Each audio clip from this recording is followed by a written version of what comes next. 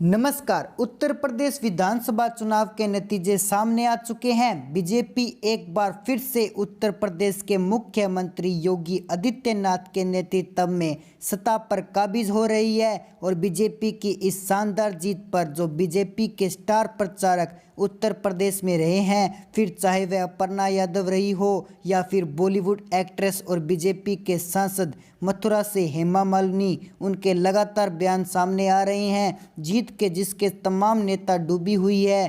और अपर्णा यादव नहीं, जहां मीडिया से बातचीत करते हुए ये साफ साफ तौर पर कहा है कि यूपी की राजनीति करने वालों को मुंह तोड़ जवाब मिला है, तो वहीं हेमा मालिनी ने ये साफ तौर पर जीत कर कहा है कि बुलडोजर के आगे कुछ भी नहीं टिक सकता।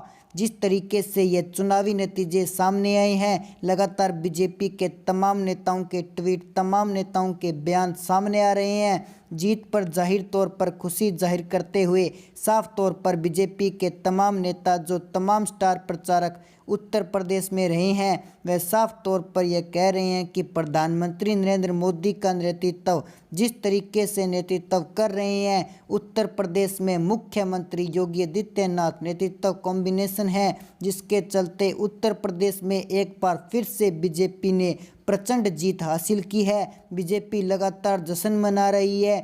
तमाम बीजेपी नेताओं की दो तस्वीरें सामने आ रही है।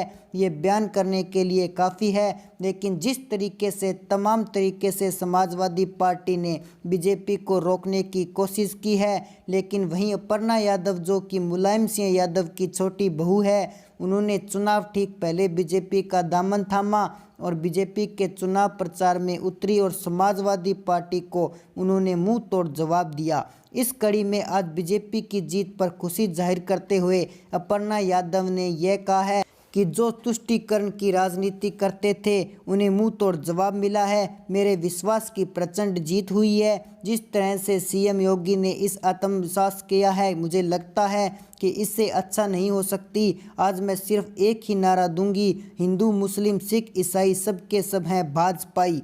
ये अपर्णा यादव का बयान मीडिया से बातचीत करते हुए सामने आया है। मिठाइयाँ बांटी जा रही है, होली खेली जा रही है। जिस तरीके से दवा प्रधानमंत्री नरेंद्र मोदी से लेकर उत्तर प्रदेश के मुख्यमंत्री योगी आदित्यनाथ ने ये कहा था कि होली भले ही 18 मार्च को हो, लेकिन उत्तर प्रदेश में 10 मार्च को ही होली मनाई जाएगी। और कहीं ना कहीं तस्वीरें साफ तौर पर यह बयान कर रही है कि जिस तरीके से लगातार जीत का जश्न मनाया जा रहा है। इसके अलावा आपको बता दें, बीजेपी के स्टार प्रचारक और सांसद हेमा मालिनी का भी बयान सामने आया है। जाहिर तौर पर बुलडोजर का एक बड़ा रोल उत्तर प्रदेश की राजनीति में रहा है। जिस तरीके से माफिया और अपराधियों पर शिकंजा कसने के लिए बुलडोजर का इस्तेमाल किया गया, और बुलडोजर आज जिस तरीके से समाजवादी पार्टी ने उत्तर प्रदेश के मुख्यमंत्री योगी आदित्यनाथ की खिल्ली उड़ने की कोशिश की, लेकिन कहीं ना कहीं उसी बुलडोजर कैंप बनाकर बीजेपी ने समाजवादी पार्टी पर कड़ा प्रहार किया है। जो चुनावी नतीजे सामने आए हैं, उसके बाद हेमा मालिनी का बयान सामने आया। उन्होंने कहा कि हमें पहले से ही पता था कि हमारी सरकार बनेगी। हमने विकास पर पहलू के काम किया है। यही वजह है कि जनता ने हम पर भरोसा जनता करती है। बुलडोजर के सामने कुछ भी नहीं आ सकता, क्योंकि 1 मिनट में सब कुछ खत्म कर सकता है, चाहे साइकिल हो या कुछ भी हो। यानी साफ तौर पर समाजवादी पार्टी बड़ा हमला होते हुए यह कहा गया है कि बुलडोजर के सामने साइकिल कहीं नहीं टिक सकती है। और यही वजह है कि बीजेपी के सामने समाजवादी पार्टी और उत्तर प्रदेश में पूरी तरीके से घराशायी हो गई है, पूरी तरीके से नज़र नहीं आ रही है। तो ये तमाम बयान हैं जो एक एक कर सामने आ रहे हैं। लेकिन वहीं बीजेपी के नेता और सांसद वरुण गांधी ने जिस तरीके से उनका एक ऑडियो भी वायरल हुआ था कि किस तरीके से वरुण गांधी ने समाजवादी पार्टी के वोट डलवाया था, और सीट से अब बीजेपी की अच्छी खबर है कि बीजेपी के प्रत्याशी 80,000 वोट से उन्होंने जीत हासिल की है। यानी जिस बीजेपी कैंडिडेट को रानी के लिए वरुण गांधी ने समाजवादी पार्टी को साथ दिया, समाजवादी पार्टी को वोट करने की अपील वहां एक एक कार्यकर्ता से उनकी तरफ से की गई थी, जिसका ऑडियो वायरल हुआ था, जिसमें कहीं ना कहीं वरुण गांधी को पूरी तरीके से बेबुनियाद कर दिया गया था। किस तरीके से वो राजनीतिक खेल खेल रहे हैं और किस तरीके से बीजेपी से बदला लेने की कोशिश की उनकी जारी है। लेकिन इस कड़ी में बड़ी निराशा उनको हाथ लगी है, क्योंकि उनके ऑडियो जो वायरल हुआ था, उन्होंने जिस तरीके से अपील की थी कि समाजवादी पार्टी को जीता, चाहे उनकी कड़ी हार उस सीट पर हुई हो। लेकिन तमाम चीज़ें आज उत्तर प्रदेश के चुनावी नतीजों में देखने को मिली है। जाहिर तौर पर जनता लंबे वक्त से इस चुनावी नतीजों का इंतज़ार कर रही थी। उम्मीदवारों की दिल की धड़कन ये बढ़ी हुई थी, लेकिन कहीं ना कहीं जो एग्जिट पोल के नतीजे थे, ठीक वैसे ही चुनावी नतीजे भी सामने आए हैं। 275 बीजेपी सीटें पार कर चुकी है और लगातार आंकड़ा बढ़ गया है। तो जीत का प्रचार एक बार फिर से बीजेपी ने लहराया है, जिसकी उम्मीद शायद विपक्ष ने कहीं नहीं की थी, क्योंकि किसान आंदोलन से लेकर बेरोजगारी, महंगाई, गरीबी और तमाम तरीके से बीजेपी पर निशाना साधने की कोशिश की गई। इस तरीके से बीजेपी और सीएम योगी आदित्यनाथ के नेतृत्व को कटघरे में खड़ा किया गया, चाहे वो जिसे लेकर समाजवादी पार्टी के बाद जाहिर तौर पर कोई मुद्दा नहीं था।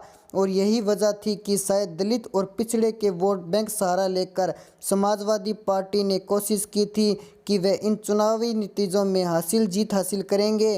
कहीं बाकी नेताओं को पार्टी में शामिल भी किया गया समाजवादी पार्टी की ओर से, लेकिन उसका भी कोई असर, कोई सहारा समाजवादी पार्टी को देखने को नहीं मिला है, क्योंकि समाजवादी पार्टी में शामिल हुए हैं तमाम बागी नेता हारते दिखाई दे रहे हैं, फिर चाहे वह स्वामी प्रसाद मौर्य हो या तमाम दूसरे नेता हो। तो यही वजह है कि बीजेपी के यह जीत जाहिर तौर पर एक बड़ी जीत है, एक प्रचंड जीत है, एक शानदार जीत है, जिसके जश्न में ये तमाम बीजेपी के नेता और स्टार प्रचारक डूबे हुए हैं। अपर्णा यादव जो कि गांव-गांव में पहुंचकर उन्होंने चुनाव प्रचार किया, यादव वोट बैंक जिसके जरिए समाजवादी पार्टी बीजेपी को रानी रणनीति तैयार कर रही थी, वहीं उस यादव वोट बैंक में सेंध लगाई गई है। मैनपुरी जिस सीट पर बीजेपी प्रचंड जीत हासिल कर रही है, ये अपने आप में नतीजे बताते हैं कि किस तरीके से कहीं ना कहीं बिगड़ती कानून व्यवस्था और तमाम जो महिला सुरक्षा का मुद्दा हो या फिर राजस्थान जो घर घर तक पहुंचा उस योजना का असर हो, वह देखने को मिला है कि किस तरीके से महिलाओं की सुरक्षा के लिए काम किया गया है, कानून व्यवस्था को बेहतर करने के लिए काम किया गया है। पुलिस खेदमे में जिस तरीके से बड़े बदलाव हमें 2017 के बाद देखने को मिले हैं, उसका बड़ा असर आज उत्तर प्रदेश के सियासत में देखने को मिल रहा है। ऐसे में जो भी आपकी राय है आप हमारे कमेंट सेक्शन में ज़रूर बताएं। साथ ही हमारे चैनल को कर लीजिए सब्सक्राइब, ताकि हमारे नए नए अपडेट्स आप तक पहुंच सके। जय हिंद, जय भारत।